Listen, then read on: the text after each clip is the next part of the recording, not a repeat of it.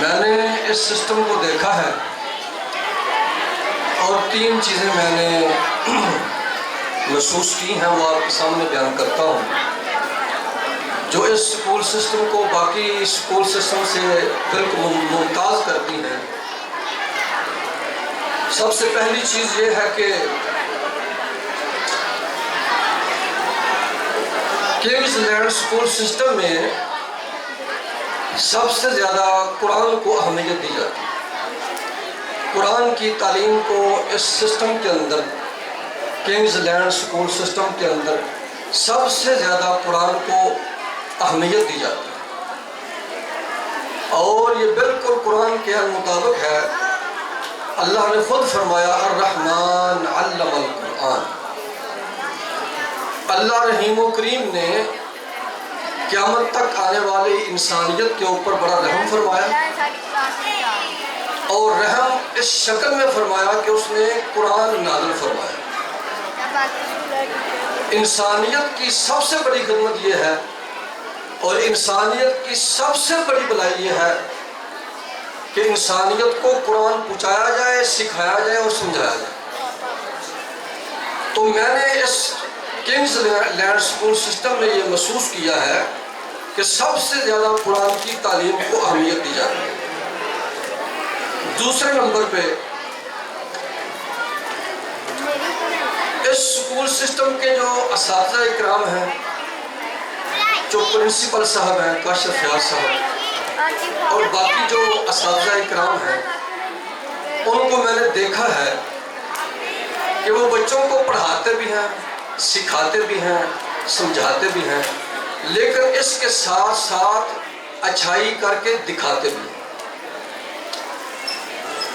حضور صلی اللہ علیہ وآلہ وسلم نے لوگوں سے کہا 5 نمازیں پڑھو۔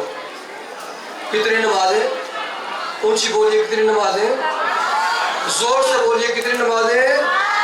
حضور صلی اللہ علیہ وسلم نے فرمایا لوگوں 5 نمازیں پڑھو، اور خود 6 نمازیں پڑھتے تھے۔ تہجد بھی آپ کو پر فرض تھی، جس طرح ہم 5 فرض نمازیں پڑھتے ہیں، سرکار 6 نمازیں تہجد سمیت نماز پڑھتے ہیں۔ تو آپ کے بچوں کو فائدہ تب ہوگا کہ جس سکول سسٹم کے اساتذہ جو بچوں سے کہیں اس سے زیادہ خود کر کے دکھائیں۔ جو بچوں کو ہم پڑھاتے ہیں، سکھاتے ہیں، بچے وہ بھی کرتے ہیں لیکن بہت تھوڑا۔ بچے زیادہ وہ کرتے ہیں جو ہم بچوں کو کر کے دکھاتے ہیں۔ تیسری چیز، یہ چیز الحمدللہ کنگز لینڈ سکول سسٹم کے اندر بڑی چیز یہ موجود ہے کہ پورا سٹاف جو ہے وہ بچوں کو خود بھی اچھائی کر کے دکھاتا ہے۔ والدین یہاں موجود ہیں، یہاں مجھ سے زیادہ صاحب علم لوگ موجود ہیں۔ آپ اگر چاہتے ہیں کہ آپ کا بچہ اس کا گفتگو کا لہجہ دھیما ہو جائے تو آپ کو دھیما ہونا پڑے گا۔ آپ اگر چاہتے ہیں کہ آپ کا بچے کا اخلاق اچھا ہو جائے تو آپ کو با اخلاق اور با کردار بننا پڑے گا۔ آپ اگر چاہتے ہیں کہ آپ کا بچہ لڑائی جھگڑے نہ کرے اور جھوٹ نہ بولے تو آپ کو جھوٹ سے کنارہ کرنا پڑے گا۔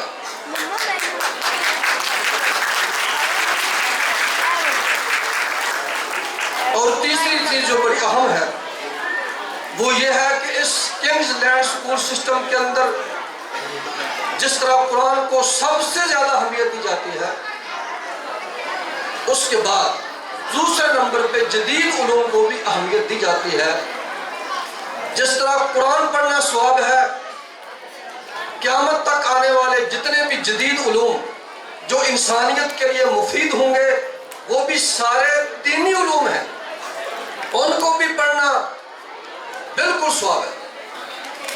تو اس ہمارے کنگز لینڈ سکول سسٹم کے اندر جس طرح قرآن کی تعلیم کو سب سے زیادہ اہمیت دی جاتی ہے، اس طرح جدید علوم کو بھی دینی سمجھ کے پڑھا جاتا ہے۔ یہ جو آپ جملہ بولتے ہیں نا دینی علوم اور دنیاوی علوم، یہ بالکل غلط ہے، اس کی گنجائش ہی کوئی نہیں۔ دینی علم اور دنیاوی علم یہ کیا ہے؟ دینی علم اور غیر دینی علم، علم یا دینی ہوگا یا غیر دینی دینی یا دنیاوی، یہ اس طرح بنیادی طور پہ غلط ہے۔ میں نے خود کتنے سال قرآن پڑھایا ہے، مجھے تو کہ یہ چیز قرآن میں نظر نہیں آئی۔ قرآن تو کہتا ہے آتنا فی الدنیا حسنہ وفی الآخرۃ حسنہ۔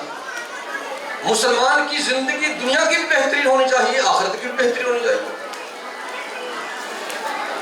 لڑنا جھگڑنا یہ دنیا داری نہیں، سیاست کرنا یہ دنیا داری نہیں۔ سورہ یوسف ساری جو ہے وہ سیاسی بیان ہے۔ تو یہ کیا اصطلاح ہے کہ یہ دینی علوم ہے اور یہ دنیاوی علوم ہے؟ ہاں آپ وقت نہیں نا، وقت بہت تھوڑا ہے انشاءاللہ، اگر وقت ہوتا تو میں اس کے اوپر پوری روشنی ڈالتا۔ علم یا دینی ہوتا ہے یا غیر دینی ہوتا ہے۔ علوم دینیہ اور علوم لا دینیہ، بے دینی کا علم، اور علم ہر وہ علم قیامت تک آنے والا ہے جو جدید علوم ہے۔ جتنا علم جتنا بھی انسانیت کے لیے زیادہ مفید ہوگا اتنا ہی وہ زیادہ دینی علوم ہوگا۔ جس ریشو سے، جس تناسب سے وہ انسانیت کے لیے غیر مفید ہوتا چلا جائے گا وہ علم دین سے دور ہوتا چلا جائے گا۔ قیامت تک جتنے بھی نئے نئے علوم ایجاد ہوں گے، ابھی تو ہوں گے، ابھی تو بڑا کچھ ہوگا، ابھی جو کچھ آپ دیکھ رہے ہیں کچھ بھی نہیں۔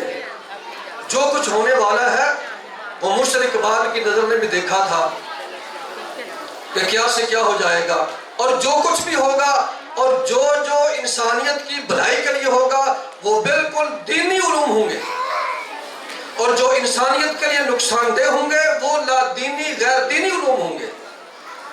میں ایک مثال پیش کر کے آپ سے اجازت چاہتا ہوں، لیکن اگر آپ نے محبت کے ساتھ سبحان اللہ کہنی، کہہ دیجئے سبحان اللہ، کہہ دیجئے سبحان اللہ۔ جو ناشتہ کر کے آئے وہ زور سے کہیں سبحان اللہ۔ ماشاءاللہ ماشاءاللہ۔ حضور پہلی جنگ احد، جنگ بدر ہوئی، حضور صلی اللہ علیہ وسلم نے اعلان فرمایا جو مکے کا کافر مشرک جہنمی میرے مسلمان بچوں کو لکھنا پڑھنا سکھا دے گا، جس کے پاس پیسے ہیں جرمانہ دے کے جائے، اور جس کے پاس پیسے نہیں وہ میرے بچوں کو پڑھائے۔ اب مکے کے مشرکوں سے نبی علیہ السلام نے قرآن پڑھایا ہے، وہ تو قرآن کو مانتے نہیں تھے۔ حدیث پڑھائی ہے، وہ تو حدیث کو نبی کو نہیں مانتے تھے۔ تو مکے کے مشرکوں سے کافروں سے کیا پڑھایا سرکار نے؟ اپنی امت کے بچوں کو کیا پڑھایا؟ 2 دن 4 4 دن 8 ریاضی پڑھائی، عربی لکھنا اور پڑھنا پڑھایا۔ تو ثابت ہوا اگر کسی کافر سے بھی مفید علم حاصل ہو جائے اسے حاصل کرنا مسلمان بچوں کی سنت ہے، صحابہ کی سنت ہے، اور وہ علم حاصل کروانا میرے نبی کی سنت ہے۔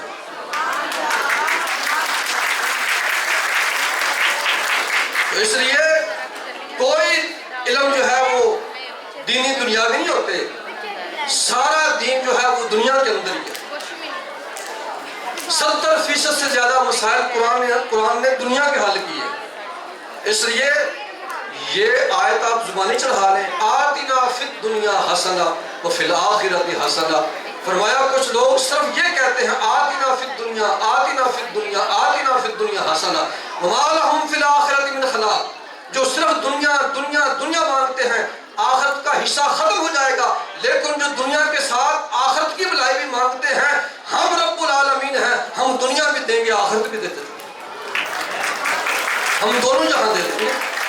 اس لیے اللہ بھی عالمین کا خدا ہے اور میرے آقا بھی عالمین کے لیے رحمت ہے، اور قرآن بھی عالمین کے لیے ہدایت ہے۔